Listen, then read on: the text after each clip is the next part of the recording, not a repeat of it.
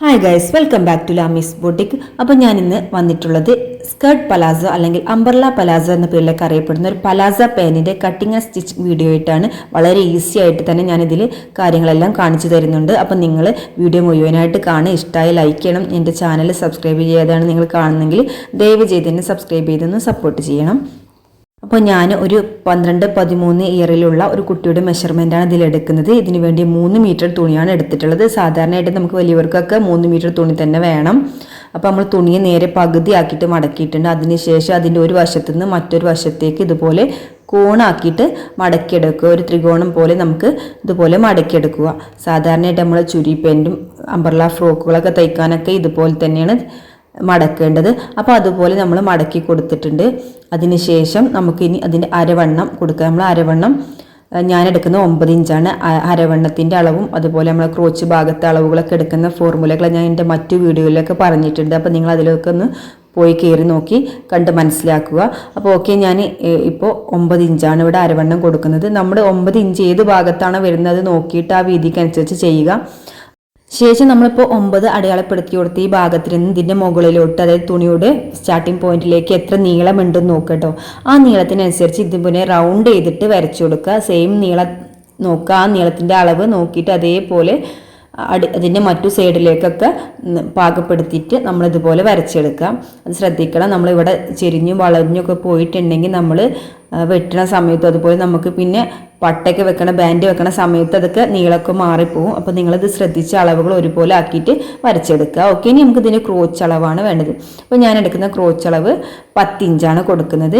ഇനി എന്നിട്ട് അതിൻ്റെ ഉൾവശത്തേക്ക് ഒരു 2 ഇഞ്ച് മാർക്ക് ചെയ്ത് കൊടുക്കുക കേട്ടോ. അതിനുശേഷം നമ്മുടെ ഈ 9 അടയാളപ്പെടുത്തിയ പോയിന്റിൽ നിന്നും ആ പോയിന്റിലേക്ക്, താഴത്തെ ആ പോയിന്റിലേക്ക് ഇതുപോലെ ഒരു സ്കെയിലൊക്കെ വെച്ചിട്ട് നിങ്ങൾ വരച്ചു കൊടുക്കുക. എന്നിട്ട് അതിന് ശേഷം അതിൻ്റെ അടിവശത്ത് ജസ്റ്റ് ഒന്ന് കർവ് ചെയ്തിട്ട് വരച്ചു കൊടുക്കുക കേട്ടോ. അത് ശ്രദ്ധിക്കുക. കർവ് ഒരുപാടൊന്നും കുഴിച്ച് വരക്കേണ്ട, ലേശം ഒന്ന് കുഴിച്ച് വരച്ചു കൊടുത്താൽ മതി.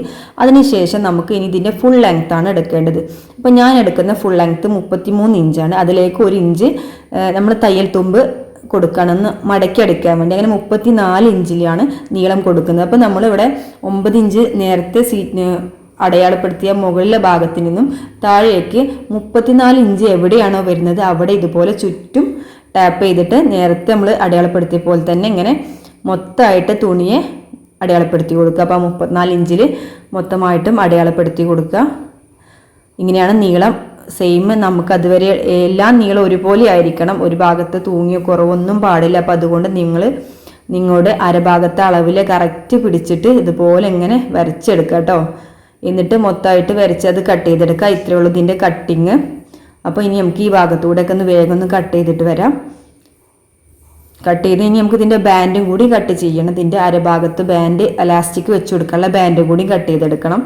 അപ്പോൾ നമുക്ക് ബാൻഡിന് വേണ്ടി ഇതിൻ്റെ ബാക്കി പീസിൽ നിന്ന് നമുക്ക് തുണിയൊന്ന് കട്ട് ചെയ്ത് നോക്കാം.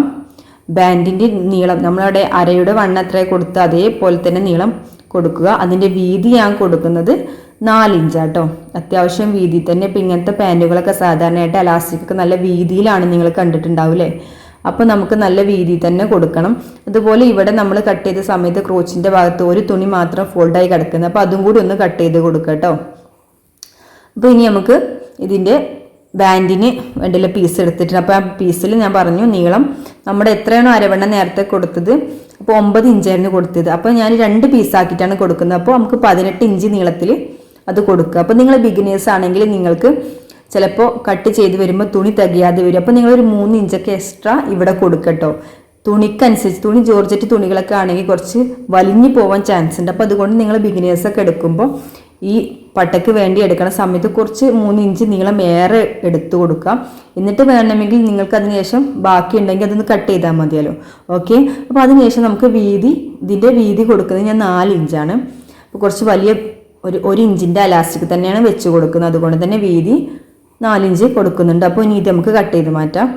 ഓക്കെ, അപ്പോൾ നമ്മൾ മൊത്തമായിട്ട് കട്ട് ചെയ്തിട്ട് ഇനി 2 ഭാഗങ്ങളുണ്ട്. ക്രോച്ചിൻ്റെ 2 ഭാഗങ്ങൾ ആദ്യം നമുക്ക് ജോയിൻ ചെയ്ത് കൊടുക്കുക. സ്റ്റിച്ച് ചെയ്യുന്ന ആദ്യം ഈ ക്രോച്ചിൻ്റെ ഭാഗങ്ങളാണ്. അപ്പോൾ നമുക്കിത് സ്റ്റിച്ച് ചെയ്ത് വരാം. അപ്പോൾ ഞാൻ സ്റ്റിച്ച് ചെയ്ത് വന്നിട്ടുണ്ട്. ഇനി നമുക്ക് പട്ട വെച്ച് കൊടുക്കണം. അപ്പോൾ നമ്മൾ നേരത്തെ കട്ട് ചെയ്ത് വെച്ച ഈ പട്ട ഉണ്ടല്ലോ, അത് ഇതുപോലെ ഇവിടെ ഒരു വശത്ത് വെച്ചിട്ട് ഒരു 4 ഇഞ്ച് വീതിയിൽ മൊത്തമായിട്ട് ചുറ്റും ഇങ്ങനെ തയ്ച്ചെടുത്ത് വരാം. ഓക്കെ, തയ്യൽ തുമ്പൊക്കെ 1/4 ഇഞ്ച് കൊടുത്താൽ മതി. അങ്ങനെ നമുക്കത് തയ്ച്ചെടുത്തിട്ടുണ്ട്. അതിനുശേഷം നമുക്കിനി പട്ട നമുക്കൊന്ന് മടക്കി എടുക്കണം. അലാസ്റ്റിക് വെക്കാൻ വേണ്ടി നമുക്കതൊന്ന് മടക്കി തയ്ച്ചു കൊടുക്കുക. അപ്പോൾ അതിൽ ഇതുപോലെ ആദ്യം ഒരു 1/4 ഇഞ്ച് ഞാൻ ഉള്ളിലോട്ട് മടക്കിയിട്ടുണ്ട്. എന്നിട്ട് വീണ്ടും അതിനെ മടക്കിയിട്ട് നമ്മൾ ആ സ്റ്റിച്ച് ചെയ്ത ഭാഗം തുമ്പ് കാണുന്നുണ്ടല്ലോ നിങ്ങൾ അടിഭാഗത്ത്, അവിടേക്ക് വെച്ചിട്ട് നേരെ അങ്ങോട്ട് സ്റ്റിച്ച് ചെയ്ത് കൊടുക്കാം. ആ തുമ്പ് പുറത്തേക്ക് ഒരിക്കലും കാണാൻ പാടില്ല. അതിൻ്റെ ഇതുപോലെ മുകളിൽ വെച്ചിട്ട് അതിൽ കൂടെ റൗണ്ട് ചെയ്തിട്ട് സ്റ്റിച്ച് ചെയ്ത് കൊടുക്കുക. ഒരുപാട് തയ്ക്കണ സമയത്ത് വലിച്ചു പിടിക്കാൻ തന്നെ പാടില്ല. പതുക്കെ വെച്ച് കൊടുക്കാം. കുറച്ച് ഭാഗത്ത് കുറച്ച് ഗ്യാപ്പ് ഇട്ട് കൊടുക്കണം കേട്ടോ. നമുക്ക് ഇടവ എലാസ്റ്റിക് വെച്ച് കൊടുക്കാൻ വേണ്ടിയാണ്. അപ്പോൾ നമുക്കിതിങ്ങനെ മൊത്തമായിട്ടും തയ്ച്ചെടുത്തിട്ട് വരാം. ഓക്കെ, അപ്പോൾ തയ്ക്കണ സമയത്ത് വലിക്കരുത്. ജോർജറ്റ് തുണികളൊക്കെ ആണെങ്കിൽ തന്നെ വലിച്ചാൽ ചുരുണ്ട് പോവും. അപ്പോൾ നമ്മളിത് ബാൻഡൊക്കെ നല്ല രീതിയിൽ തയ്ച്ചെടുത്ത് വന്നിട്ടുണ്ട്. ഇനി നമുക്ക് ഈ ക്രോച്ചിൻ്റെ ഭാഗങ്ങൾ ഇതുപോലെ തയ്ച്ച് കൊടുക്കണം. ഓക്കെ, അതിന് മുന്നേ നമുക്കിതിൻ്റെ പാൻറ്റിൻ്റെ അടിവശമൊക്കെ ഒന്ന് മടക്കി തയ്ക്കുന്നുണ്ട്. അമ്പർല തന്നെ ഒരുപാട് തയ്ക്കാണ്ട്. അപ്പോൾ നമുക്ക് ഒരു 1/4 ഇഞ്ച് വീതിയിൽ മടക്കിയിട്ട് ഉള്ളിലോട്ട് മടക്കിയിട്ട് ഒന്ന് മടക്കി തയ്ച്ചെടുത്ത് വരാം. അപ്പോൾ നിങ്ങളിത് മടക്കണ സമയത്ത് അടിഭാഗം മടക്കി തയ്ക്കണ സമയത്ത് ശ്രദ്ധിക്കണം, ചുളിവ് വരാൻ ചാൻസ് ഉണ്ട്. കാരണം മിക്കവാറും അംബ്രല്ല കട്ടിൽ നമുക്ക് എപ്പോഴും ചുളിവ് വരും. അപ്പോൾ അതിന് വേണ്ടിയുള്ള ട്രിക്കാണ് ഞാൻ പറയുന്നത്. നമ്മൾ ആദ്യം തയ്ക്കണ സമയത്ത് ആദ്യം ഒരു പ്രാവശ്യം ഇതുപോലെ മടക്കി വെച്ചിട്ട് ഇങ്ങനെ മൊത്തമായിട്ടും തയ്ച്ചെടുത്ത് വരിക. എന്നിട്ട് അതിനെ ഒന്നും കൂടി തയ്ക്കുക. അല്ലാതെ നമ്മൾ ഒരുമിച്ച് 2 മടക്കിയിട്ട് തയ്ക്കാൻ പറ്റില്ല. അപ്പം എങ്ങനെയായാലും അതിൽ ചുളിവ് വരും. ഇതുപോലെ തന്നെ നമ്മൾ ഈ പാൻറ്റിൽ മാത്രമല്ല അംബ്രല്ല വെച്ചിട്ടുള്ള അംബ്രല്ല ഫ്രോക്ക്, അംബ്രല്ല സ്കേർട്ടിലൊക്കെ നമ്മൾ ഇതേ മെത്തേഡ് തന്നെ യൂസ് ചെയ്യണം. അപ്പോൾ നമുക്ക് ആ ചുളിവ് വരുന്നത് നമുക്ക് ഒഴിവായി കിട്ടും.